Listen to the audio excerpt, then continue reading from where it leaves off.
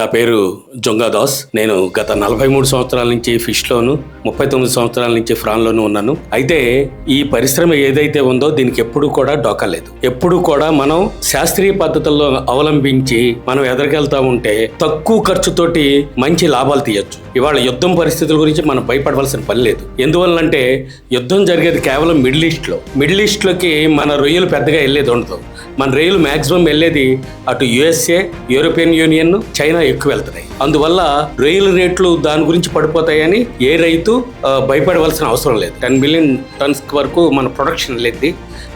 అది ఇంకా పెరిగే అవకాశం ఉంది.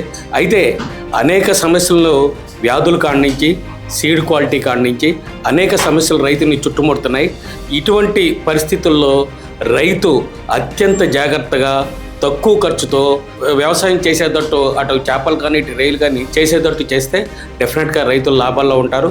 కాకపోతే ఖచ్చితంగా శాస్త్రీయ విధానాలు ఖర్చు తక్కువలో ఆచరిస్తే ప్రతి రైతు ప్రాఫిట్లో ఉంటాడు. లోకల్ మార్కెట్ డెఫినెట్గా ఇంప్రూవ్ చేసుకోవాలి. ఎందుకంటే ఇవాళ మటన్ 1000 రూపాయలు అమ్ముతుంది, అలాగే 300-400 రూపాయల వరకు చికెన్ వెళ్ళిపోయింది.